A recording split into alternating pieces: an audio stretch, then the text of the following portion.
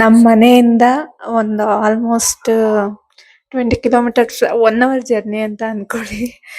4:30ಗೆ 4:40ಗೆ train ಇರೋದು. ಇನ್ನು ಏನೂ ರೆಡಿ ಆಗಿಲ್ಲ. ನಾನು ರೆಡಿ ಆಗಿಲ್ಲ. ಮತ್ತೆ ನೋಡ್ತಾ ಇರ್ಬೋದು ಬ್ಯಾಗ್ ಕೂಡ ಪ್ಯಾಕ್ ಮಾಡಿಲ್ಲ. ನಂತರ ಯಾರಾದ್ರೂ ಸಡನ್ ಆಗಿ ಬೇಗ ಬೇಗ ರೆಡಿಯಾಗಿ ಬೇಗ ಬೇಗ ಹೊರಡೋರು, ಗಡಿಬಿಡಿಲಿ ಹೊರಡೋರು ಯಾರಾದ್ರೂ ಇದ್ರೆ ಕಾಮೆಂಟ್ ಮಾಡಿ. ಹಾಯ್ ಎಲ್ರಿಗೂ ನಮಸ್ತೆ. ನನ್ನ ಒಂದು ವಿಡಿಯೋನ ಫಸ್ಟ್ ಟೈಮ್ ನೋಡ್ತಾ ಇದ್ರೆ ದಯವಿಟ್ಟು ಸಬ್ಸ್ಕ್ರೈಬ್ ಮಾಡ್ಕೊಳ್ಳಿ. ನಾನು ಇವತ್ತು ಹೋಗ್ತಾ ಇರೋದು ಮಂತ್ರಾಲಯಕ್ಕೆ ಹೋಗೋದು ತುಂಬ ಜನರ ಕನಸಾಗಿರುತ್ತೆ. ಹಾಗೆ ನನಗೂ ಕೂಡ ಕನಸಂತಾನೆ ಹೇಳ್ಬೋದು. ತುಂಬ ವರ್ಷಗಳಿಂದನೇ ನಾನು ಹೋಗ್ಬೇಕು ಅಂತ ಅಂದ್ಕೊಂಡಿದ್ದೆ. ಬಟ್ ಆದರೆ ಇದುವರೆಗೂ ಕೂಡ ನನಗೆ ರಾಯರನ್ನ ದರ್ಶನ ಮಾಡೋ ಭಾಗ್ಯ ಸಿಕ್ಕಿರಲಿಲ್ಲ. ಬಟ್ ಇವತ್ತು ನಾನು ಮಂತ್ರಾಲಯಕ್ಕೆ ಫೈನಲಿ ಬಂದಿದ್ದೀನಿ.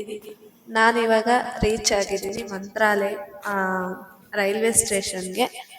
ತುಂಬ ಟೈಮ್ ಇರೋ ಕಾರಣ ನಾನು ಇಲ್ಲೇ ಉಳ್ಕೊಂಡು ಇವಾಗ 2 ಗಂಟೆ ಆಗಿದೆ.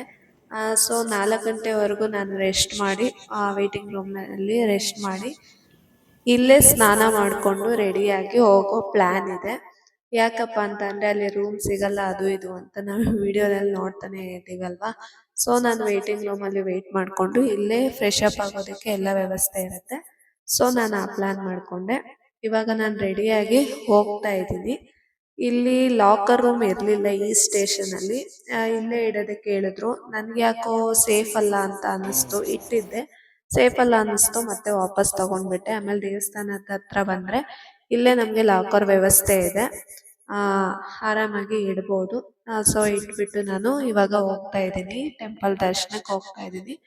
ದರ್ಶನಕ್ಕೆ ಅಷ್ಟೊಂದು ರಶ್ ಇಲ್ಲ, ಯಾಕೆಂದರೆ ಬೇಗ ಬಂದಿರೋ ಕಾರಣ ರಶ್ ಏನೂ ಇಲ್ಲ. ನೋಡಿ ಇನ್ನು ಮಲ್ಕೊಂಡಿದ್ದಾರೆ ಎಲ್ರೂ, ಮತ್ತೆ ತುಂಬ ನೀಟಾಗಿ ಇನ್ನೂ ಬೆಳಕಾಗಿಲ್ಲ.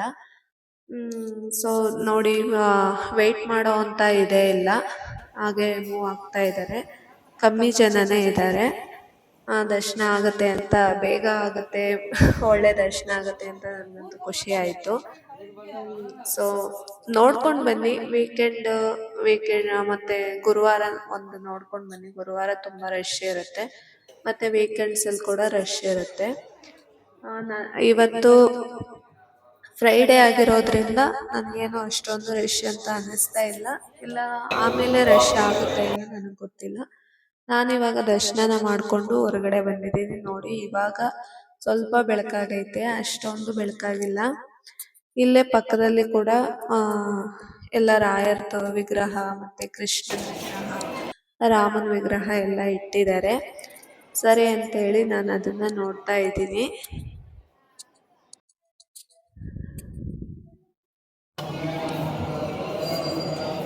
ರಾಯರ್ನ ನಾನು ತುಂಬ ಏನು ಹೇಳ್ತಾರೆ, ತುಂಬ ಶಾಂತವಾಗಿ ನಾನು ದರ್ಶನ ಮಾಡಿಕೊಂಡೆ. ಯಾಕೆಂದರೆ ಕೆಲವೊಂದು ದೇವಸ್ಥಾನಗಳಲ್ಲಿ ತುಂಬ ರಶ್ ಇರೋ ಕಾರಣ ಏನು ಮಾಡ್ತಾರೆ ಅಂದರೆ ತಳ್ಳೇ ಬಿಡ್ತಿರ್ತಾರೆ, ನೋಡೋದಕ್ಕೆ ಬಿಡೋದಿಲ್ಲ, ನಿಂತ್ಕೊಳ್ಳೋದಕ್ಕೆ ಬಿಡೋದಿಲ್ಲ, ಆ ರೀತಿ ತಳ್ತಾ ಇರ್ತಾರೆ. ಇಲ್ಲಂತೂ ಏನೂ ಇಲ್ಲ, ಇನ್ನೂ ಎಲ್ಲ ರೆಡಿ ಮಾಡ್ತಾ ಇದ್ರು.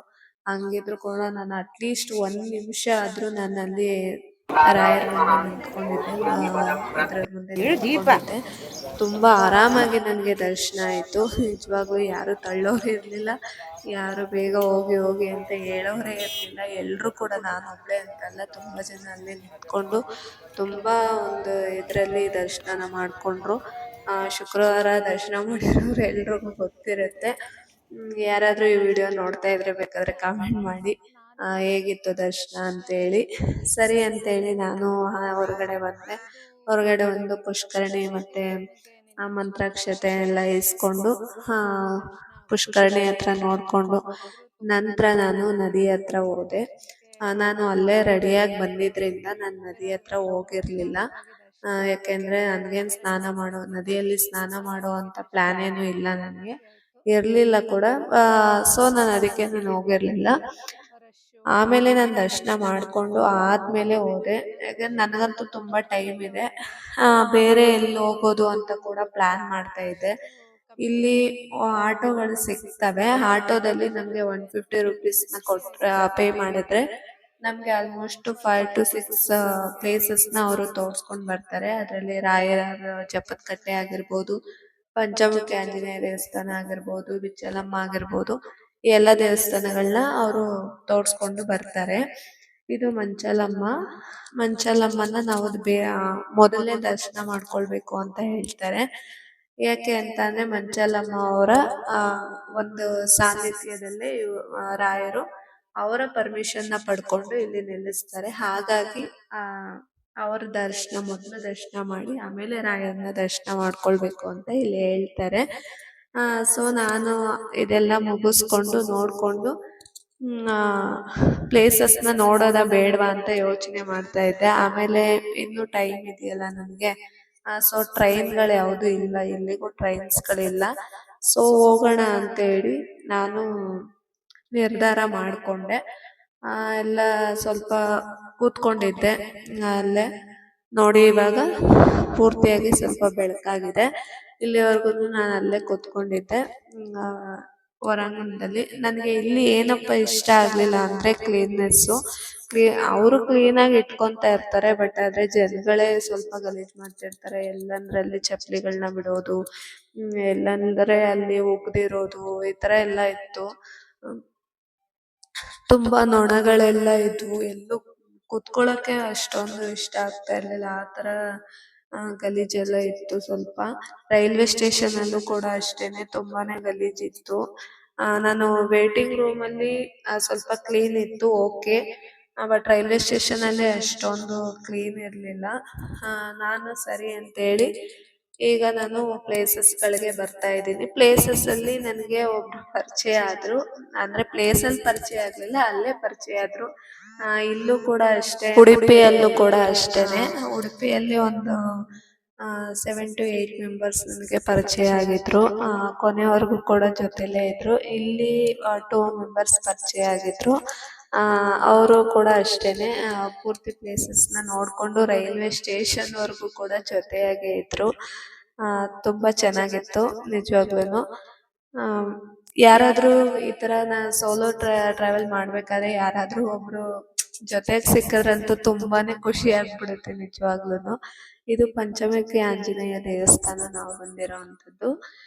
ಇಲ್ಲಿ ಕೂಡ ರಾಯರು ಜಪ ಮಾಡಿದ್ರು, ಇಲ್ಲೇ ತಂಗಿದ್ರು ಅಂತ ಹೇಳಲಾಗುತ್ತೆ. ಇದು ನೋಡಿ ಹಾಸಿಗೆ ದಿಂಬು ಅಂತ ಹೇಳ್ತಾರೆ.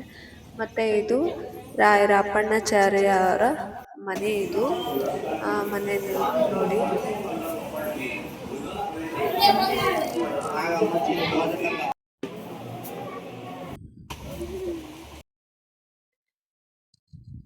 ಇಲ್ಲಿ ನಾವು ಬಂದಿರೋವಂಥದ್ದು ಜಪದ ಕಟ್ಟೆ, ಅಂದ್ರೆ ಜಪ ಮಾಡ್ತಾ ಇದ್ರು ಅಲ್ವಾ ರಾಯರು, ಆ ಒಂದು ಜಾಗಕ್ಕೆ ನಾವು ಬಂದಿರೋವಂಥದ್ದು. ಇದು ನದಿ ಪಕ್ಕದಲ್ಲೇ ಈ ಒಂದು ಜಾಗ ಇದೆ. ಇಲ್ಲೇ ಮತ್ತೆ ಬಿಚ್ಚಲಮ್ಮ ಅವರ ದೇವಸ್ಥಾನ ಕೂಡ ಇದೆ ಇಲ್ಲಿ. ಈ ಒಂದು ದೇವಸ್ಥಾನ ಇದೆ ನೋಡಿ, ಜಪದ ಕಟ್ಟೆ. ಇಲ್ಲೇ ಅವರು ಜಪನ ಮಾಡ್ತಾ ಇದ್ದಿದ್ದು.